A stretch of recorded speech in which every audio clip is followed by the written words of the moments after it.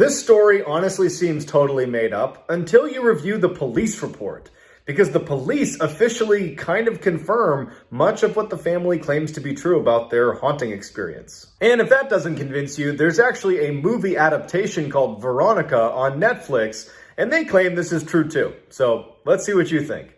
In 1992, a police station in Madrid, Spain, received a frantic phone call from Maximo Gutierrez, claiming that he and his wife were being attacked by tall, shadowy figures. The responding officer didn't believe his initial claims, but decided to check it out in case it was an actual home invasion. There were no signs of forced entry, no signs of theft. In fact, the police noted that at first, the house was eerily quiet. They called the Gutierrezes back inside to talk to them now that, the house was safe. I'm air quoting. But as soon as they sit down to talk to them, they hear a loud bang out on the porch. The police described it as sounding like a large boulder falling and rolling along the ground. They run out to investigate, but nothing is there. As they stand there puzzled, one of the officers yells, "Duck!" just as an armoire door swings open violently, narrowly missing an officer's head. At this point, they think this could be some sort of prank, and they check the armoire. They're looking all over the place. There doesn't seem to be any strings or any way that this could be a prank. There's no one around. At this point, a couple of the officers decide that this is just too much for them, and they want to wait outside. The remaining officers go back into the living room to chat with the Gutierrezes about what the heck is going on with their house. When they sit down to chat, Mr. Gutierrez proceeds to tell the officers about the strange death of their 18-year-old daughter, Estefania, who had passed away just a few years earlier, and why they think that her death is actually connected to their house being haunted. Estefania went to a very religious school, and so when one of her teachers caught her and her friends using a Ouija board, she was really upset. The teacher runs over, she smashes the Ouija board and tells them that this is not okay, they can't do it. But when she broke up the board, she destroyed the little glass planchette they were using to actually maneuver the Ouija board. And the teacher and the students that were there all claimed to have seen some sort of trapped smoke escape from the glass planchette, and it actually was inhaled by Estefania. Mr. Gutierrez claimed that from that moment on, his daughter's physical and mental health began deteriorating. Estefania started telling her parents about these strange people she kept seeing in the house,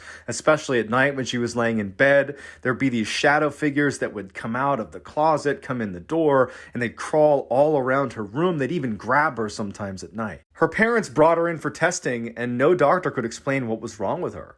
And so without a diagnosis, the parents had to watch in horror as their daughter's condition just deteriorated dramatically until finally she just suddenly died in her bed one night, and there was no official cause of death. Shortly after she passed away, her parents started to notice strange things happening in their house, and they believe that is when the haunting actually began. As the parents are divulging this information to the police, they all hear screams and banging coming from Estefania's room. The police actually physically jump up out of their chairs, they're so frightened. The police and the father make their way over to the bedroom. They open it up, and inside, no one's in there, even though the screaming continues. The crucifix that normally was mounted to the wall was in the middle of the floor.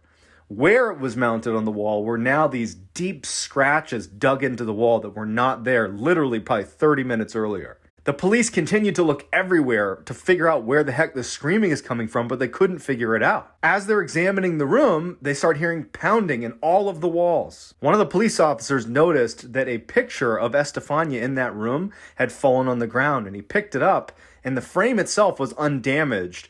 But the picture inside the frame, which was of Estefania, had caught on fire and had burned through. Outside the bedroom, one of the police officers noted that a strange crimson-colored goo was present in some of the Gutierrez's furniture, an unfamiliar substance that neither the parents or any of the officers had seen since being in the house. Not knowing what to make of the situation, the police leave and suggest the Gutierrezes move out as quickly as possible, and ultimately they do.